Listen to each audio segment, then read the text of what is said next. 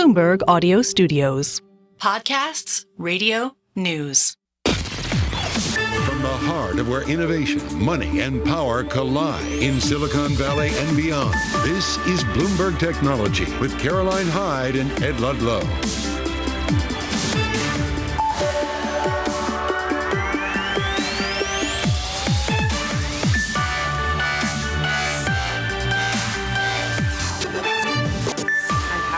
Bloomberg's world headquarters in New York. And I'm Ed Ludlow in San Francisco. This is Bloomberg Technology. Coming up, full chip coverage ahead. We're bringing the latest headlines from Nvidia, Arm, Intel and more. Plus, Apple nears a deal with OpenAI to add ChatGPT to the iPhone. Details ahead. And shares of GameStop. They surge amid speculation that Roaring Kitty is back, liking the stock. We discuss that and so much more throughout this hour, but first let's turn our attention to the macro picture. Some new headlines coming out from the New York Fed when it comes to consumer sentiment of the direction of travel of inflation. And it's still running hot, 3.3% in terms of where consumers see inflationary pressures being in about a year. That's overall in the midterm. We're still holding on to gains though, 0.3% higher. Remember, we get the CPI print on Wednesday, PPI on Tuesday, a lot to digest from the macro perspective. 2-year yield remaining higher, so borrowing costs coming down, yield slipping, so 2 years money going in, yields go lower by some 2 basis points. Bloomberg Dollar Index also down a little bit. Look, some of the anxiety around inflation just dialing back a little bit on the day despite that New York Fed data. Let's move on and have a look at what's happening in the world of Bitcoin because, well, even though dollar's only off by about 0.1%, crypto is surging higher, up 2.4%. And Ed, I know you're going to focus in on GameStop, and this is more the read across from some of that meme stock frenzy and what it means to some of the related names in crypto. We're up 2% on Bitcoin. What have you got on the micro? GameStop. Meme stock mania is back. This is a 2-day chart to kind of illustrate the point.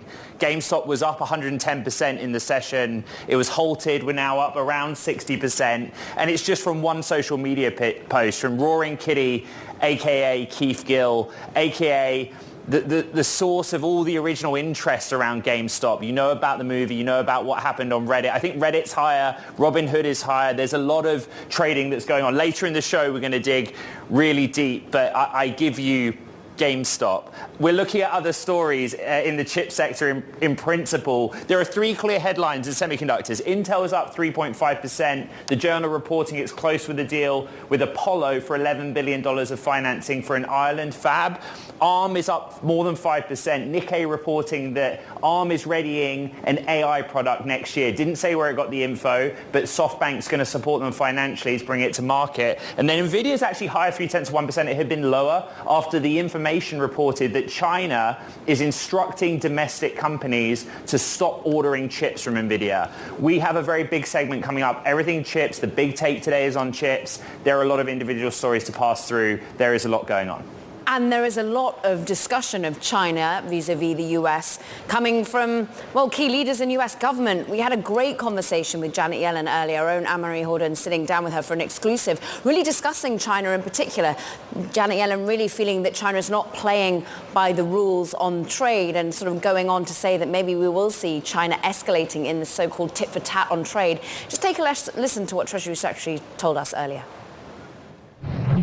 He believes it's unacceptable, as I do, to be completely dependent on China in these areas.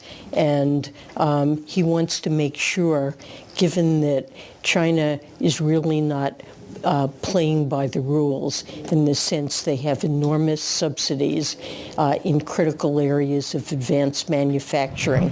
There's a focus on increasing tariffs at a time where there's anxiety around inflation. How does this alter the picture of your investment landscape? I'm pleased to say Janet Mui is with us, RBC Brewin Dolphin, Head of Market Analysis. And it is a time where investors try and navigate seeming headwinds, but an ability to keep on going for the growth of AI. How do you think this lands the China versus US at the moment, Janet? Hey, good morning, Caroline. Thanks for having me. I think in terms of the tech investment side, we will still be heavily preferring the US. I mean, the US is a hub of innovation, and I think the regulatory pressure on China would remain, and I think the trade tension primarily will hit China more than the US. So I think from an investment perspective, I think all these trade tensions obviously is not great from price or from global growth, trade, and the global market uncertainty point of view. But I think sticking with the US investment seems to be the right approach. Exactly. Well, I'm trying to pass all of this together, right? I think there's a growing confidence that inflationary pressures are easing off. But a big part of that is US fiscal policy, right? We're talking, or Janet Yellen talking about how China has some anti-competitive practices. But here in the United States, if you take the chip industry, this country is also pumping billions of dollars into supporting its growth. How does that impact you as an investor? I think the clear evidence is that there's a lot of investment from a sovereign perspective into semiconductors, given it is such an important strategic sector. So I think the conclusion is that there will be lots of money going into it, lots of investment, a lot of big players will be involved. And I think primarily, the US companies are likely to be benefit from this initiative. And that's why we still have a positive stance on the general semiconductor value chain story, either from the equipment production or from the design, from the manufacturing, the foundries. Along the whole supply chain, I think there's still going to be lots of investment going into it. I think valuations in these U.S. companies are still quite reasonable, given that there's strong earnings growth. And I think we still have pretty good visibility into the 2025 earnings from the orders guidance, etc. So I think the investment thesis we have is that invest in U.S. tech, particularly favoring in the semiconductor sector. Janet, do we see a rate cut from the Fed this year, to your mind? And if so, when and in what increment?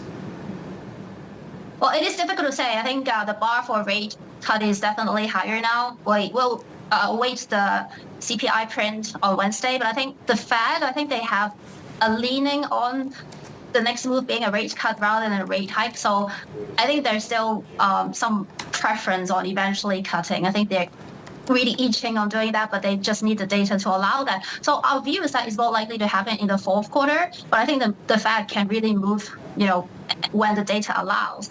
I think there's a lot of chatter about how the Fed may not be able to move because of the timing of the presidential election, but we think the Fed will focus on the data instead of, trying to appear not to be political. I want to go back to what you just mentioned about valuations looking pretty good at these levels, and many, Janet, have just been holding their breath at the ARM 90 times future earnings valuation that we've seen, and ARM pops on the day. We're going to have a much deeper dive into the chip sector in a moment with our own Ian King. But Janet, from an investment landscape perspective, do you have to keep on building in the AI infrastructure play, or do we broaden out at this moment? So I think to your point about the valuation of ARM, I can't really comment on the individual company, but obviously we know that within the sector there are a lot of players, and there will be different ranges of valuations. So I'm talking about as a group, because of the strong earnings growth. I think some of the major players the valuations are reasonable, but you have to really look into individual case. I think in terms of the broadening of the theme, we already have seen that. There is more confirmation from mega cap tech companies that there is commercialization of AI that is gaining traction. We see that from Alphabet, Microsoft, Amazon, for example. So it has broadened out beyond just the chip sector, and I think there has been quite a significant pickup in the utility sector, right, because of the electricity demand. So I think that they will continue to broaden out, but I think it has already started. I look at a valuation of one particular meme stock today, Janet. 3,000 times future earnings is where the current price of GameStop is. Are we going to see meme stock frenzy really hit us hard once again?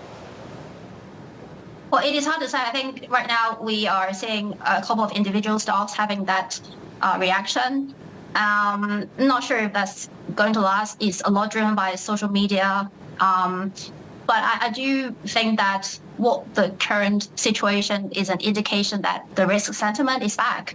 I think, the positive risk sentiment is not constrained anymore by these high interest rate environment, these current level of bond yields, I think the market rally or the market sentiment has already, we already passed the stage when it's totally just driven by the Fed and bond yields, for example. So there's clearly plenty of cash still sitting around waiting to be deployed. Right.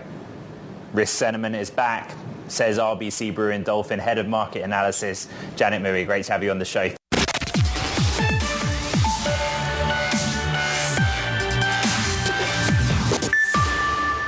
Let's continue our coverage of semiconductors as today's Bloomberg Big Take focuses on the $81 billion investments made by the US and European Union towards the next generation of semis. Joining us is Bloomberg's Ian King, one of the members of the team that went through this with the Big Take. We have a case study today, right, which is Intel in Ireland, the journal reporting that there is advanced exclusive talks with Apollo for $11 billion in financing. Actually, we broke that they were in talks quite some time ago.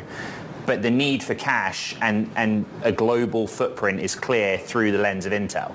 Yeah, no, I mean, Intel is actually in a slightly different situation to some of its rivals like TSMC and Samsung. Frankly, it needs the money way more than they do. And they can afford to be selective where they take government money, what terms they take.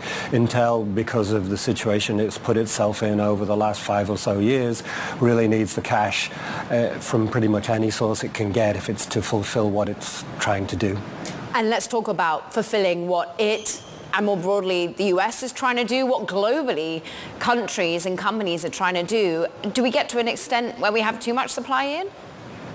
I mean, this is the concern. At the moment, the concern really, though, is focused on what's called the sort of legacy chips, the older types of production, the type of thing that Intel, TSMC, and Samsung are building here in the US. Frankly, there's not enough supply of that kind of production right now, so not so much worried about that, but some of the more simpler kind of stuff, in view of the amount of production being put in place in places like China, that is certainly something that people are focused on and worried about. AI is a big driver of this. Let's take a look at today's Big Take specifically. The headline, Global Chip Battle Intensifies with the $81 billion subsidy surge. But within that, there are two different stories. There's kind of like the long-term capacity onshoring story, and then there's like everyone's knee-jerk reaction to keep up with what's happening in real time. Yeah, I mean, everybody's focused on AI, but if we believe that this is the future of computing, if we believe that this isn't just a step function, that this is something quite dramatically different, then obviously the ability to control that has enormous implications, both in terms of economics and in security. And having that production close at hand is really important. And this goes global, not to mention what's currently underway in reporting with Arm getting more deeply into AI and SoftBank banking that. We've got so much to digest. Ian King, a brilliant deep dive when it comes to the Big Take. Go read it online on your terminal. But let's stick with what this all means in terms of competitiveness, US versus China. President Joe Biden is said, of course, to not just thinking about the chip sector, but more broadly about tariffs, quadrupling them on the Chinese electric vehicles, for example, sharply increasing levies for other key industries. And it's set to come as soon as today.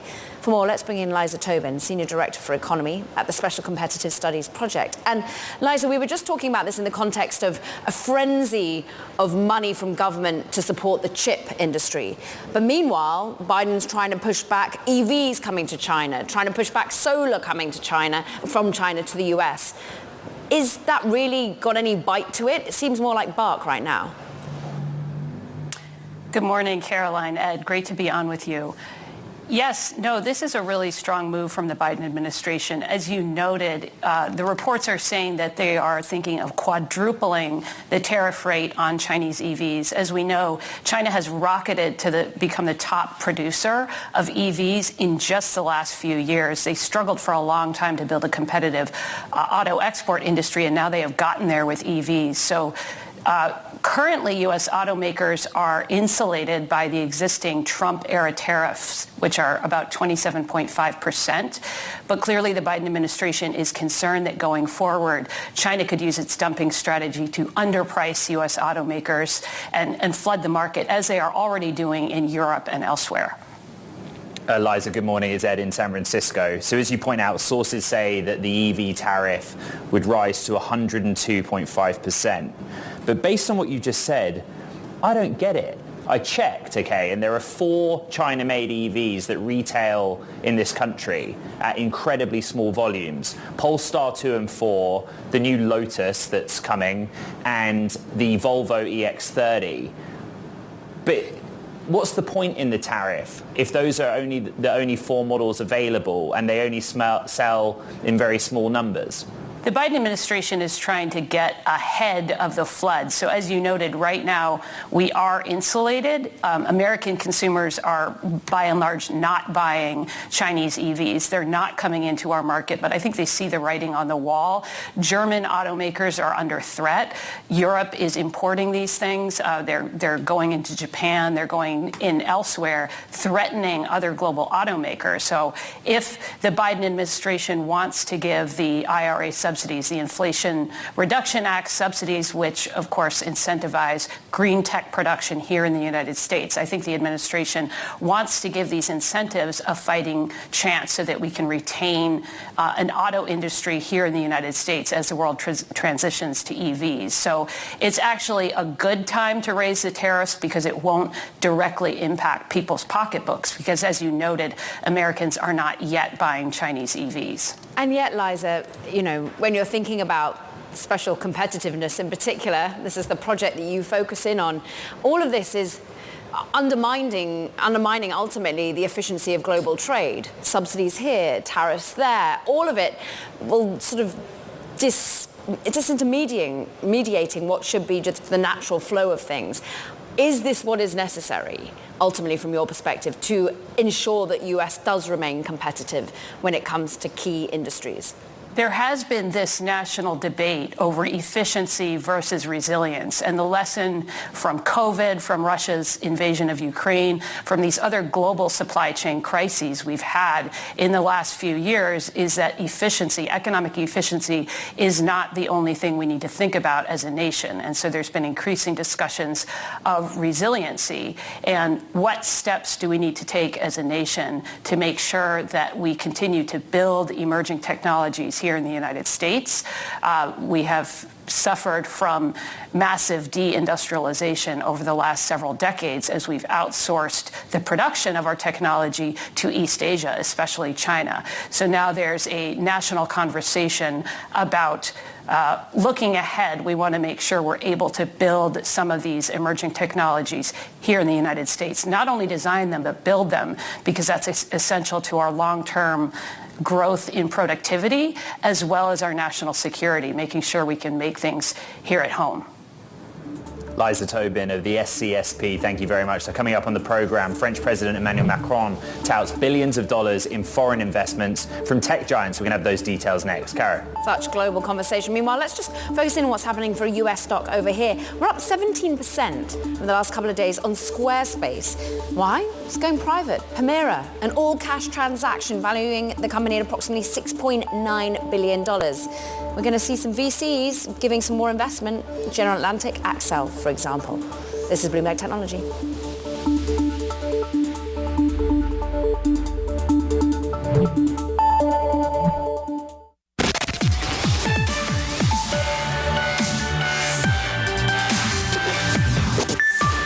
Microsoft. It plans to spend $4.3 billion building cloud and AI infrastructure in France, announcing its latest major outlay on artificial intelligence technology.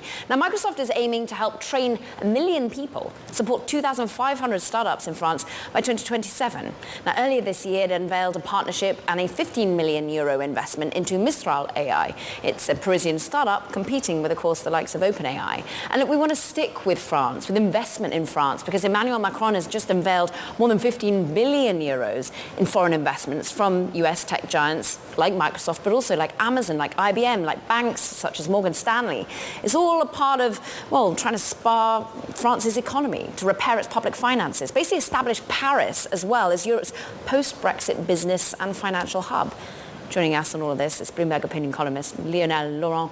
Lionel, it's interesting. It's a bit of a PR exercise that happens every year over at the Élysée Palace. But What ultimately is being done by Macron to inject some optimism?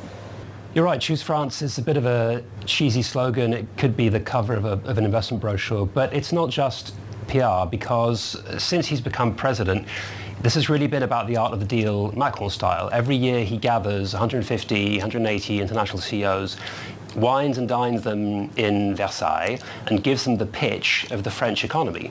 He'll say it's doing its job, it's doing the work. He's done the work of reforming France. And what are you going to do for France from the corporate side, which is invest? And I think that puts it, I think, a cut above Davos, because there is investment. You could argue if it's expansion of existing stuff instead of new projects. You can argue if even 15 billion is that sort of world-changing or impressive at the level of tech. But look, I think there is something genuinely real to this. There's a seed of depth to this that's not just PR. Yeah, Leonor, I think Mistral put France on the map a little bit, in terms of the conversation around AI development. But beyond that, we don't often go to you, during the program as frequently as we do other countries. And it's at a time where France's economy is on a shakier footing. Wow, that cuts deep. Brutal, Ed. Brutal.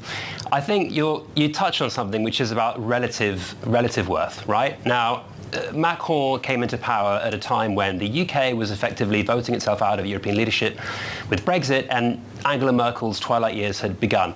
I think, honestly, as long as the UK is seen as a kind of Brexit-tainted economy, and as long as Germany's industrial model is seen to be suffering, France will still have a card to play. Now, I think those two cards, to be precise, are human capital. It still has smart, talented engineers being pumped out of its graduate schools and universities. And the other thing is tax credits. There's an R&D tax credit in France that explains why so much of what you're seeing is R&D, research centers, whether it's tech or banks. So clearly there is something in it for these companies. It's not just PR. Leonor Laurent of Bloomberg Opinion from France. We appreciate it.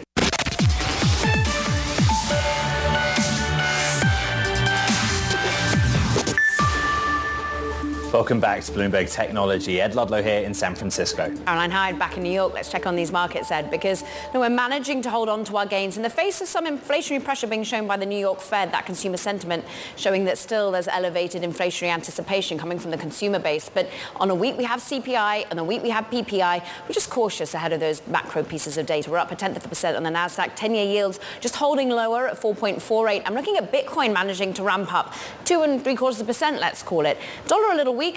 Is this more of a spillover effect from the meme stock frenzy? Let's move it on and shine a light what's happening with good old GameStop. We are so back, up 63%. But is Keith Gill so back? Will he return to social media? Of course, he did pop a particular picture on X, many feeling that perhaps Roaring Kitty is back when it comes to liking GameStop. And meme stock mania seems to be back, and we'll talk about it later. I shine a light on what's happening with the chip sector. The SOX index actually up 0.4%, coming off of its highs, but we've had some notable names pushing higher. Intel, that reporting from the Wall Street Journal, building on Bloomberg's reporting that maybe we'll have some financing from Apollo with Intel to build yet more, ultimately, industrial capability, manufacturing capability, this time in Ireland. We're also seeing what ARM is currently up to on the day, as there's anticipation that they're going to be focusing more on AI thanks to SoftBank. I'm looking at Alphabet, though, up by 1.6%. Why? More competition. Are they not going to be able to integrate Gemini within the new Apple iPhone? Is it going to be OpenAI that wins out? Apple up more than 1.6%. Ed, deep dive on it for us. Yeah, let's get more on that potential OpenAI Apple agreement and bring in Bloomberg intelligence analyst Anurag Rana. So Anurag, as you know, Bloomberg reported quite late Friday night that Apple and OpenAI are close on a deal to bring ChatGPT to the iPhone. You published your reaction this morning, and in summary, you're saying it's a pretty sound strategic move. Outline your thesis. Yeah, so when you think about it, Apple's not been at the forefront of generative AI. And the next WWDC, or the Worldwide Developer Conference in June, is really, aimed at AI. And if Apple's not able to showcase really cool features, then you're not going to have another round of, bad iPhone sales over the next 12 months. So they really need to push something out that gets consumers excited. Go get a new phone. Requires a little bit more, you could say, processing power, all sorts of things that go with it. So from that point of view, I think it's a good deal if they partner with somebody. Personally, I'd like them to partner with both of them, frankly, not just with OpenAI, but Google also. Because, as you remember, when it comes to search, Google pays them quite a bit of money. And I personally don't want that partnership to go away for any reason.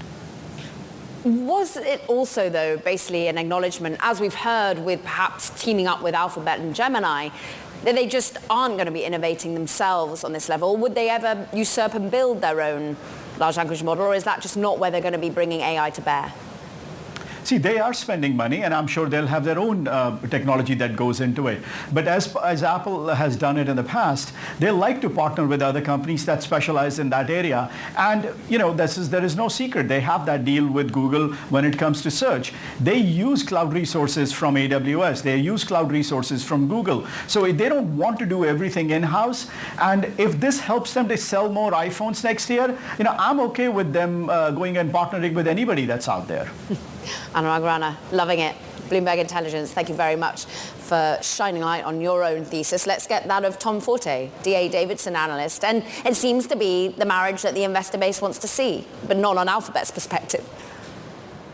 Yeah, I think from Apple's perspective, investors are anxiously waiting for the company's AI strategy. So whether it's using Google or whether it's using OpenAI to create and advance the strategy, I think that's something that potentially could get investors excited. I just am concerned, though, that you may not see the boost to iPhone sales. They certainly need the boost. It's still half their revenue today. And that at least on a near-term basis, AI is still a chip story for Nvidia or a hyperscale cloud computing story for Azure, AWS, or Google Cloud. Tom, Anurag said that if this helps sell iPhones next year, it's a good thing. There's a much bigger discussion happening in the smartphone market about whether or not this is the year of the AI smartphone, principally focused on Android powered by Snapdragon processor. Do you see an upgrade cycle if this deal gets done? The answer is, I think of the upgrade cycle from 5G as being kind of the bellwether. And the advantage there was that the carriers had invested billions of dollars to upgrade their network. So they were very vested in getting an upgrade cycle. To me, if you want to call it a potential AI upgrade cycle, I would put that as a distant second to the 5G upgrade cycle. But right now, I think Apple could use any help when it came to selling the iPhone, given the overdependence. Again, half their revenue last year came from iPhones. I mean, it is key. They're also, of course, all in on services, and I suppose that's also a key driving force here. Ultimately, Tom, there has been this hand-wringing, this worry that Apple is behind the curve and that, yes, they made the pivot away from the cars, but it comes too little too late. Do you have optimism that they can steal that back, particularly for AI on device? No, I do not. And I still actually wish that they would return to cars. I've talked about how I'm a Tesla Model 3 owner and I see a million opportunities for Apple to do it better. Again, I think we have to keep it in perspective. AI could be a tremendous boost to Apple's sales and profits over the long term. On a near-term basis, it could have a positive impact on, I guess, iPhone 16 sales to the extent that they're able to market something interesting. But I think investors have to be realistic on the near-term expectations over the next 12 to 18 months on Apple's ability to leverage AI. And it's just not as compelling as a lot of the other big tech companies. Tom, there's a lot of frenemies out there at the moment. I asked our audience on social media, is an Apple OpenAI deal for ChatGPT on the iPhone good for Microsoft? Because I'm trying to make sense of all this. Most respondents said good for Microsoft. What do you think? Absolutely good for Microsoft. When you think about Microsoft's involvement with OpenAI, it's good for Microsoft. So yes, I think that I like how you use the word frenemy. This is a challenge for Apple, which is, does it want to leverage OpenAI given its relationship with Microsoft? Does it want to leverage Google? Does it want to entrust someone else to something that could potentially be this important, being artificial intelligence? I still look at the Siri as an opportunity for Apple to do something better there. So this is certainly a challenging situation for Apple. Come on, Siri, you can do it. Meanwhile, Tom, what about the Vision Pro? Going on sale to more countries, we understand China, Japan, France, Germany. Going to help? At the margin, yes. I think the most interesting thing we learned about Vision Pro in the March quarter was how they talked about it at the enterprise level, which maybe makes the $34.99 price point make more sense. But the challenge, we talked about services. Hardware sales were down double digits in the March quarter. And I think if you continue to have declines in hardware, at some point that's going to translate to lower services sales, which is another challenge for the stock. Yeah. Ed, I misspoke. Likely to expand to China, to Japan, to France, to Germany. Likely, Ed. Yeah, and I think most people would say it'd be a bit foolish if they did not. Tom Forte, Managing Director of Maxim Group. Great to have you on the program. Thank you. Now, coming up on the show, Archegos founder Bill Huang is defending himself against fraud and market manipulation charges in Manhattan today. We go outside the courthouse next. This is Bloomberg Technology.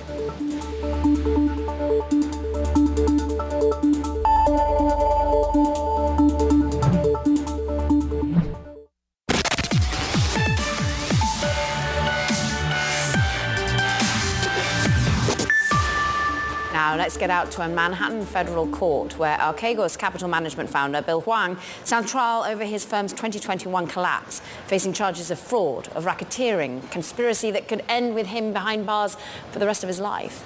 He's being tried alongside the former Archegos CFO, Patrick Halligan.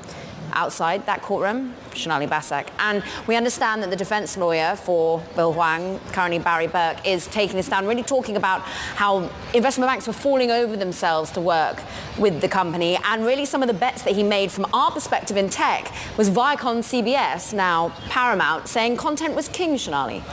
Yeah, he is really driving home that argument. To your point here, you do see the defense counsel now speaking right after the prosecution had made their opening argument. And the defense is making this case that Archegos was a family office and it was not responsible for outside money. Bill Huang was responsible for his own funds. It also made the case there that when he made these bets, it was his own money that he lost, not investors' money on the outside. Although we do know separately that the banks themselves had lost a significant amount of money through engaging in these swap agreements with Huang's firm.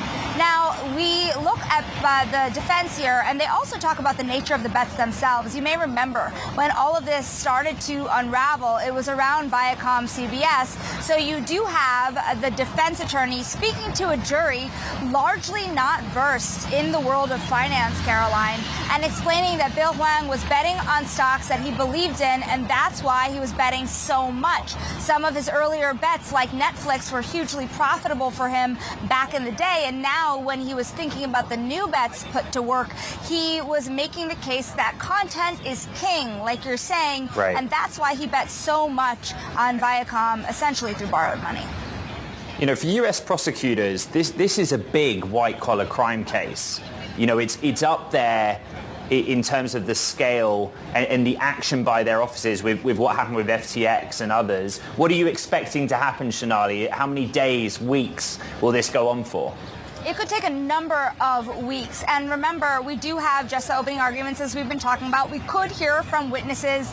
Ed, as soon as today, one of the early witnesses very early on in this trial will be, for example, counterparties over at UBS that was on the other end of the Bill Huang call when it came to asking for margin. Now, I would also say, remember that there are two people that worked at Archegos that have pled guilty and can also be testifying potentially throughout the course of this trial in those weeks. And one big question mark was how much they acted alone or because of the culture at Archegos and directed by Bill Huang to do so.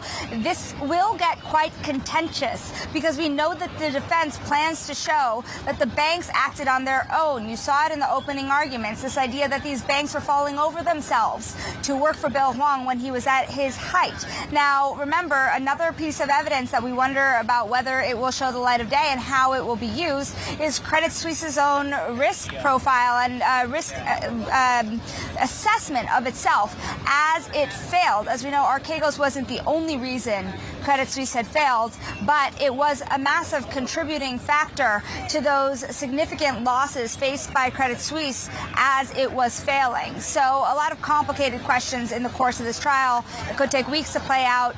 They're facing a number of charges here, including racketeering, securities fraud, and wire fraud.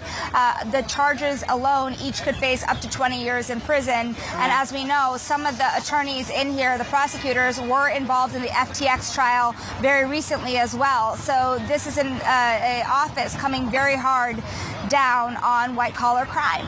Shonali, has anything changed to protect this happening again from family office perspective, from counterparty perspectives?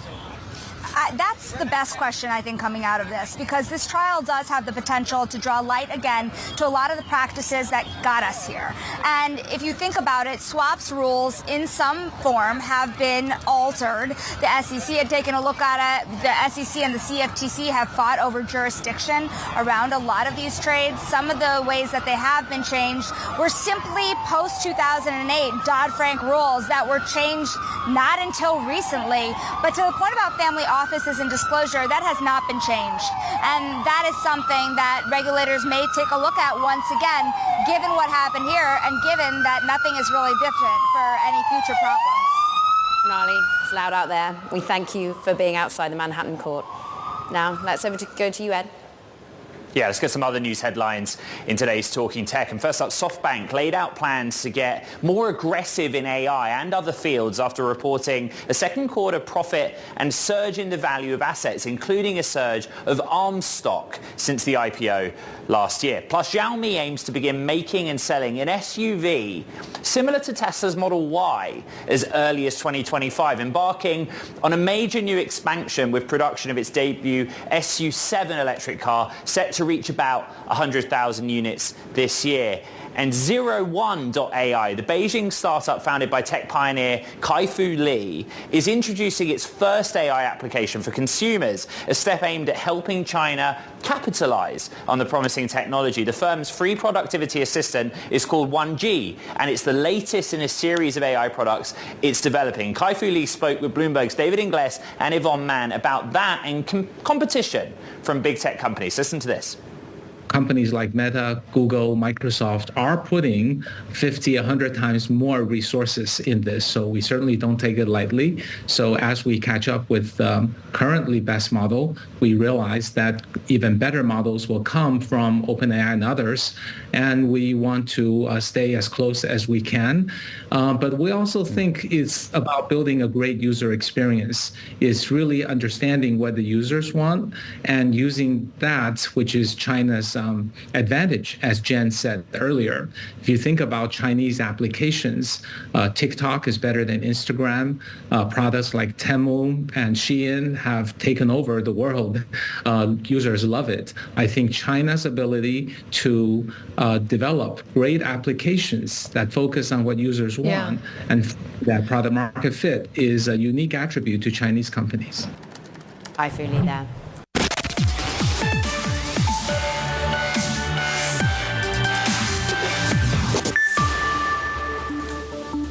GameStop shares surged amid speculation on the return to social media by Keith Gill, aka Roaring Kitty, and it's driven a meme stock mania emblematic of what happened in 2021. That's his latest post on X. You see it right there. What does it mean? Let's bring in Bloomberg's Bailey Lipschultz, who, along with meme stock mania, is so back.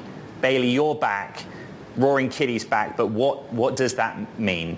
I don't know, Ed. It means that he's back to Twitter. He posted a video that actually had clips of the movie Wolverine. He also posted a montage that had Ferris Bueller on his day off. It's a lot of questions, and it's circulating Reddit, StockTwits, Discord, you name it. And investors are speculating that if Roaring Kitty's back on social media, maybe that means he likes the stock again, and maybe that's a reason people should buy the stock. That's really the galaxy brain of the retail crowd at this point as it relates to GameStop. Because, just give us the context of where else this has lit a fire. Not only just GameStop, but crypto related to GameStop. And also, just heavily shorted names that are out there in the retail space. Exactly. Everything that moved back in 2021, COS, AMC, you name it, Beyond, which bought the Bed Bath & Beyond brand from the company after it went bankrupt, is rallying.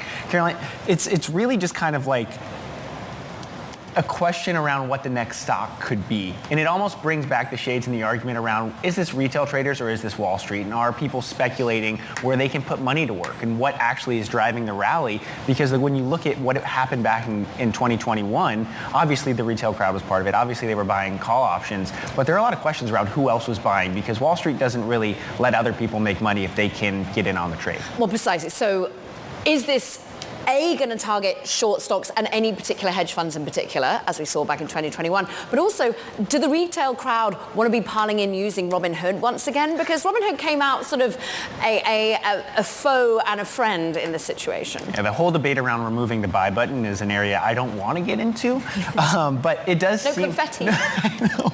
But it does seem like we are still seeing those animal spirits, and that's really one of the questions is who's buying and who's selling, because we saw GameStop up 68% in the 3 weeks prior to the Roaring Kitty post. We saw the busiest week from a volume perspective since April 2022. So people were buying the stock. Out of the money call options were active in the 2 weeks leading up to today's rally. So a lot of questions about what actually was going on under the surface. I see some animal spirits in you, in your reporting and your grasp of the data.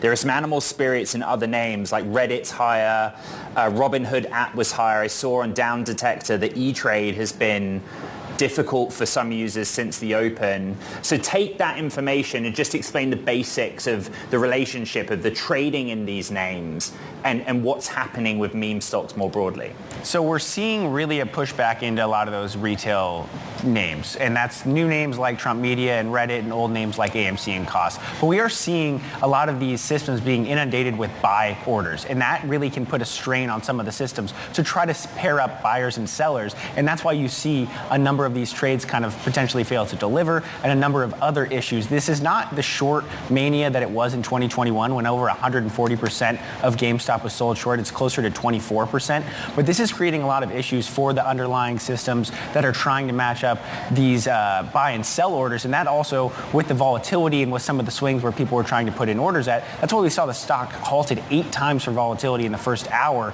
because there was so much of an order and an order backlog among these retail platforms that have clients that do not have access to after hours or pre-market trading. So that also can create kind of this bottleneck, if you will, of buy and sell orders in that first 60 minutes. Even the first 10 minutes of trading was quite volatile and quite hectic.